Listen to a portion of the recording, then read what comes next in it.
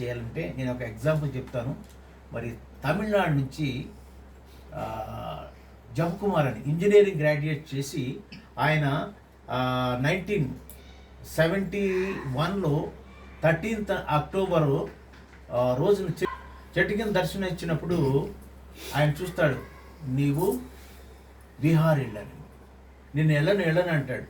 బీహార్ వెళ్ళమంటే తెలియదు, నీవు తప్పితే ఎవరు వెళ్తారు, నేను వెళ్ళను ప్రభా, నేను చదువుకోవాలి, నాకు 4 సిస్టర్స్ ఉన్నారు, మ్యారేజ్ చేయాలంటే మరొక రోజు అదే దర్శనం వస్తుంది.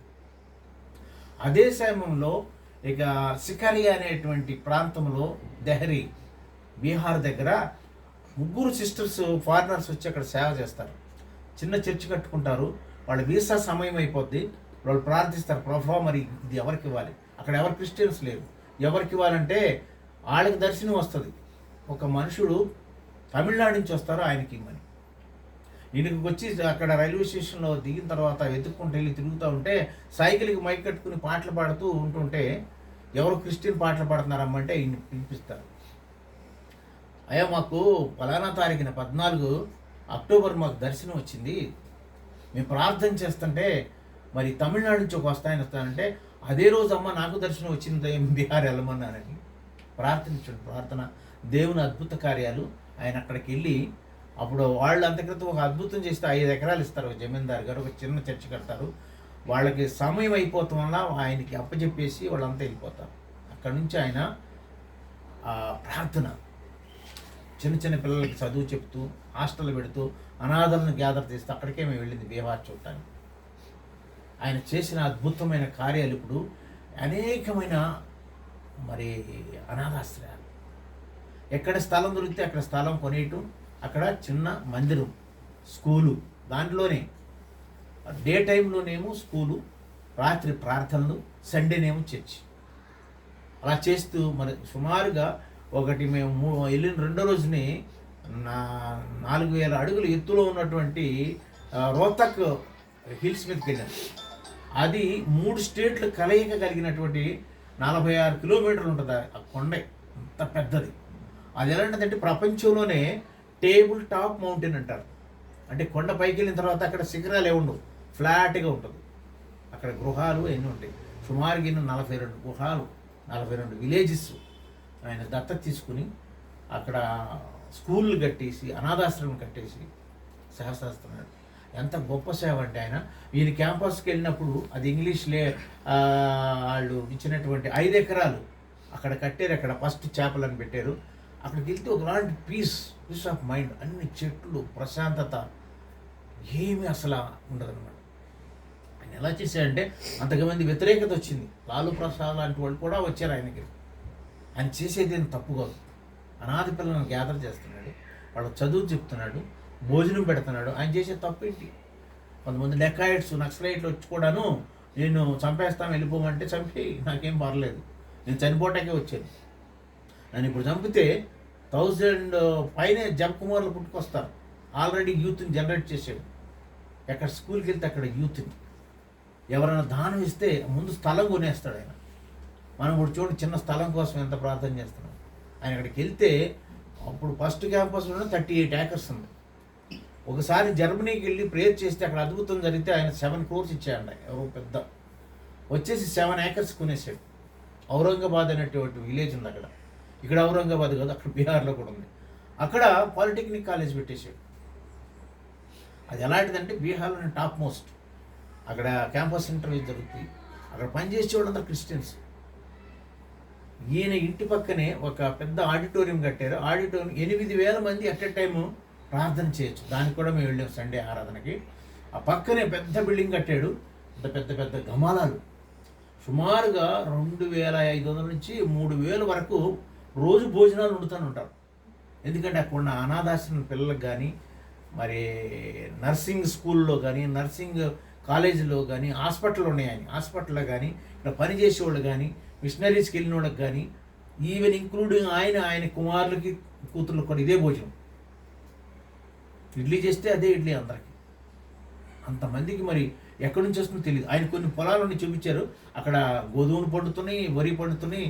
అవి తీసుకొచ్చేవాళ్ళు. ఆ స్కూల్కి యూనిఫారం ఇవ్వడానికి ఒక 35 మందిని కుటుంబ మిషన్లు పెట్టేశారు. అక్కడ చూపించారు మాకు. యూనిఫామ్ అక్కడే తయారవుతుంది, భోజనం అక్కడే తయారవుతుంది. పిల్లలకి పాఠశాలలు, ట్రైనింగ్, ఐటీఐలు ఉన్నాయి. సుమారుగాను 18 ఎన్నో ఉన్నాయి ఐటీఐ. 50 బస్సులు ఉంటాయి. 42 కిలోమీటర్ల వరకు కూడా వెళ్ళిపోయి ఆ చుట్టుపక్కల ఉన్న పేద పిల్లలందరూ నో ఫీజ్ ఫ్రీ తీసుకురావటం. వాళ్ళకి అసలు ఆడపిల్లలకి ట్రైనింగ్ ఇవ్వటం అంటే అసలు ఎవరో తెలియదు. అక్కడ బీహార్లో చదువు అంటే ఊరుకోరు. అందుకని చాలామంది వచ్చారు, ఆయన చాలామంది వ్యతిరేకించారు. కానీ ఈయన చేసే మంచి కార్యాలు చూసి మరి నేను పేదల్ని అనాథల్ని ఆదరిస్తున్నాడు కదా, ఏం చేస్తున్నాడు?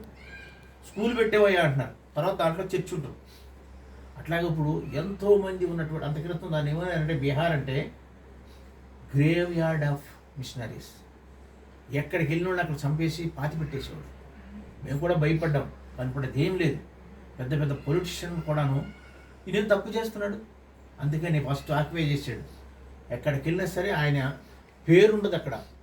జేమ్స్ అని ఉంటుంది, జేమ్స్ అని ఉంటుంది, గాస్పల్ ఎకోయింగ్ మిషనరీ సొసైటీ అంతే. ఆయన మేము వెళ్ళిన 2 రోజులు పెద్ద బిల్డింగ్ ఇనాగ్రేషన్ చేయించారు. సింపుల్గాను, ఎవరిని పిల్లలేదు. అక్కడ ఉన్న పాస్టర్ 4 ప్రేయర్ చేశారు. No cutting, no cake cutting, no ఏంటి ఫుడ్ లేదు, ఏం లేదు. ప్రార్థన చేశారు, ఇంటికి వెళ్ళారు. 15 నిమిషాలు అయిపోయింది ఇనాగ్రేషన్ అంతే. చాలా సింప్లిసిటీ అనమాట. లాస్ట్ రోజు మేము అడిగాం రిక్వెస్ట్, అంటే వస్తానని మాకు మేము ఉన్న అట గెస్ట్ హౌస్కే వచ్చారు. ఆయన డైనింగ్ హాల్ సింపుల్గా టీషర్ట్ వేసుకుని వచ్చేసి మా అందరూ మేము ఇచ్చారు. చాలా సంతోషం. మిగతా వాళ్ళకి తెలియపరచండి ఇక్కడ జబ్ కుమార్ ఏం చేస్తున్నాడు, అందరు తెలియపరచండి. సో మిషనరీగా వస్తే మాకు సంతోషం. చాలామంది అమెరికా నుంచి కూడా కొంతమంది వచ్చి ఫ్రీగా మిషనరీస్గా సేవ చేస్తున్నారు. అక్కడికి వెళ్తే మాకు తెలుస్తుంది కదండి, పీస్ ఆఫ్ మైండ్. అసలు మేము ఇక్కడ అంతా మర్చిపోయాం. అసలు అంత పీస్గా ఉంటుంది. పొద్దున్నే 5 గంటలు లేచి ప్రార్థన, పక్కనే చేపల్స్ ఉన్నాయి, 5 గంటలు ఉన్నాయి. తర్వాత 7 గంటల ప్రార్థన సేవ, ప్రార్థన సేవ. అది ఎంత సింప్లిసిటీ లైఫ్ అంటే అయింది. అలాంటిది గొప్ప సేవకులు మన ఇండియాలో ఉన్నారు. నార్త్లో అయినా మన సౌత్లో అయినా చర్చిలోండి. ఆయన విజన్ ఏంటంటే ఇప్పుడు గుజరాత్లోకి వెళ్ళారు, మహారాష్ట్రలోకి వెళ్ళారు, నార్త్ ఈస్ట్ స్టేట్లోకి వెళ్ళిపోయి అటు సేవ చేయాలని అందరికీ. ఆయన ఒకటే పెడతారు జేమ్స్ అని. ఎక్కడన్నా ఏమైనా డొనేషన్ ఇస్తే అక్కడ స్థలం కొనేస్తారు. ముందు స్థలం కొనేసి చిన్న బోర్డు పెట్టేసి అనాథ పిల్లల్ని గ్యాదర్ చేయటం, వాళ్ళకి భోజనాలు పెడతాం, తర్వాత మెల్లిగా వాళ్ళకి చదువు నేర్పించడం, తర్వాత దేవుని వాక్యం చెప్తున్నాడు. ఒకసారి దేవుని వాక్యంలో దిగలేదు ఆయన. అలాగా ఎన్నో మిరకల్స్ చేశారు, ఎన్నో అద్భుతాలు జరిగినాయి. అలాంటి గొప్ప దైవ సేవకులను చూడటం మాకు ఎంతో ధన్యత. మనం కూడాను అలాంటి మిషనరీస్ గురించి ప్రార్థన చేయాలి. మనకు తెలిసిందే విలియం కేరీ గారు, the great man of God, Calcutta వస్తారు. షిప్లో వచ్చేటప్పుడే 2 నెలల్లో బెంగాలీ నేర్చుకుంటాడు. మేము బంగాల్లో ఉన్నప్పుడు ఒకసారి నేను తీసుకెళ్ళలేదు. ఆయన ఉన్నటువంటి ప్లేసు అంత గొప్ప, ఆయన సాక్రిఫైసల్ మైండ్ అన్నమాట. అలాంటి మిషనరీస్ వల్లనే మన ఇండియా ఇంత డెవలప్ అయింది. మన ఇండియాలోకి ఇంత బాగా ఆయన వల్లే కదండి ఉమెన్స్కి మరి ఎడ్యుకేషన్ కానీ. అప్పుడు ఏమన్నా ఒక లేడీ హస్బెండ్ చనిపోతే సత్యసహనగానో మిగతా వాళ్ళు ఈయన చూసే మిగతా వాళ్ళు ఈయన పట్టుకునే వచ్చారు.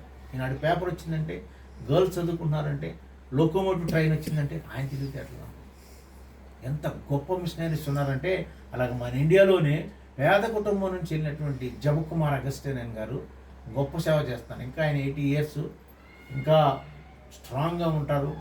దేవుని వాక్యం ఆయన స్పిరిట్ వచ్చిందంటే మైక్ అదిరిపోయేలాగా ఉంటుంది. అట్లా మైక్ వస్తుంది, అంత బాగా చెప్తారు. ఎంతో అనాయింటెడ్ మ్యాన్ అన్నమాట. అలాంటి గొప్ప చర్య చేస్తారు. మనకు కూడా ఇన్స్పిరేషన్. మీరు ఇప్పుడు చూడండి యూట్యూబ్లో జేమ్స్ అని కొడితే ఆయన వస్తుంది. డాక్టర్ అగస్టిన్ జబ్ కుమార్ గారు ప్రసంగాలు. అక్కడికి వెళ్ళి ఆయన 3 నెలల్లోనే భోజ్పూరి నేర్చుకున్నారు. ఆయన అద్భుతం ఏంటంటే పాటలు బ్రహ్మాండంగా పాడగలరు.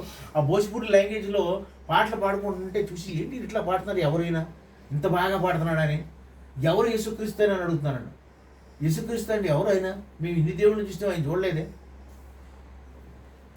ఫస్ట్ మిరకాలు దావూద్ నగర్ అని ఉంది, అక్కడికి వెళ్ళాము. మేము అక్కడ అది ఒక వేసర్ అంటే ఏంటంటే కలకట్టా టు ఢిల్లీ వెళ్ళే హైవే. ఆ హైవే పక్క ఉంటే రైల్వే ట్రాక్, దాని పక్క ఉంటే గంగా నది నుంచి సోన్ రివర్ వస్తుంది. ఆ సోన్ రివర్ పక్కన ఉంటారు. ఆ ట్రక్ డ్రైవర్లు కానీ వీళ్ళు కానీ ఆనాడు అంత క్రితం జమీందారులు వీళ్ళందరూ కూడాను నాట్యం ఆడేవాళ్ళని కొంతకాలం పోషించి తర్వాత పంపించేస్తే ఊరెల్పలు ఉంటే వాళ్ళకి, లేకపోతే ఈ వృత్తిలోకి దిగారు. వాళ్ళు కని పారేసిన పిల్లల్ని దగ్గర 8 మందిని తీసుకొచ్చి పెంచేది. అక్కడ స్కూల్లోకి వెళ్ళాము. అక్కడ మీ తండ్రి పేరు ఎవరా అంటే జపకుమార్ అంటున్నారు. అందరూ 70 మంది ఉన్నారు అనాథలు.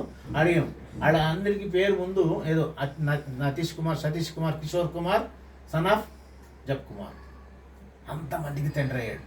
ఆయన విజన్ ఏంటంటే నా తర్వాత నా యూత్, నా పిల్లలు ఇప్పుడు ఒక 12 మందిని తయారు చేస్తున్నారు ఆయన. నేను ఇప్పుడు వెళ్ళిపోయినా కానీ సేవ ఆగకూడదు, కొనసాగాలి, దేవుని వాక్యం ప్రకటించాలి, దేవుని గురించి తెలియపరచాలి. ఎంతమంది ఫారిన్ నుంచి కూడా వచ్చి మిరకలు జరుగుతాయి. ఆ రాత్రి ఏమైందంటే ఆయన సైకిల్ వేసుకుని 42 కిలోమీటర్లు వెళ్ళిన తర్వాత ఇక్కడ ఆ వేస గృహాలు తెలియదండి ఆయన. అక్కడ బజార్లోనే పాటలు పాడుకుంటా టీ కొట్టి పక్కన పడుకున్నాడు. పడుకున్న తర్వాత దోమలు పీకేస్తుంటే రాత్రంతా పాటలు పాడుతున్నాడు. రాత్రంతా పాటలు పాడి పక్కన ఉన్న ఆయన వచ్చేసి ఏంటి ఎంత డిస్టర్బ్ చేస్తున్నాము ఏంటి అంటే నేను ప్రభుని ఆరాధిస్తాను. ఏంటి ఆరాధిస్తే ఏం జరుగుతుంది? మీ ప్రభు అని వయస్సు గొప్పవాడు. ఇది మిరకల్ చేయమను. మా అమ్మాయి ఇప్పుడు నా 6 రోజుల నుంచి కడుపు నొప్పితో బాధపడుతుంది, మరి మీ దేవుడిని మనం తగ్గించమను అని ప్రార్థన చేశాడంట. అయ్యా ఇది నాకు అవకాశం వచ్చింది ఆయన, నువ్వు చేయకపోతే మరి నేను ఎందుకు ఇక్కడికి తీసుకొచ్చింది, అద్భుతం చేయమని కన్నీటితో ప్రార్థన చేస్తే ఆ కడుపు నొప్పి తగ్గిపోయిందండి. ఆయనకి పొలం ఉంటే అక్కడ అప్పుడు 1 ఎకరం పొలం ఇచ్చాడంట. ఎకరం పొలం ఇస్తే అక్కడ ఫస్ట్ స్టార్ట్ చేసేవాళ్ళు. అక్కడ స్టార్ట్ చేసి ఆ బిల్డింగు అది చూసాము. అప్పుడు 4 అంతస్తుల బిల్డింగ్ కట్టారు. పైనంతానే అనాథాల పిల్లలు ఉంటారు. ఆ తర్వాతే వాళ్ళ స్కూల్ ఎక్కడ కాదు, ఈయనే స్కూల్లో ఉండే 42 స్కూళ్ళు ఇక్కడే చదువుతాం. ఇంజనీరింగ్ సెలవు వేయాలంటే అక్కడ ఇంజనీరింగ్ కాలేజీ కూడా పెడుతున్నారు. వాళ్ళ పిల్లలు వాళ్ళే తల్లిదండ్రులు పని చేస్తారు, పిల్లలు చదువుకుంటారు.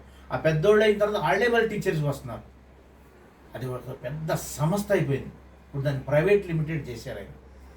ఇప్పుడు దాన్ని ఒక యూనివర్సిటీ పెట్టాలని ఆయన ఆశ. ఆయన ఎడ్యుకేషన్ తీసుకెళ్తున్నాడు. అక్కడ బీహార్లో చాలా పూర్ ఎడ్యుకేషన్, గర్ల్స్ని అసలు చదివించరు.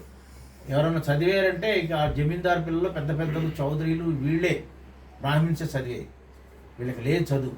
అందుకని అట్టడుగున్నట్టు ప్రజలందరూ తీసుకొచ్చి చదివించి గొప్ప చేసి దేవుని నామం మహిమపరుస్తున్నారు.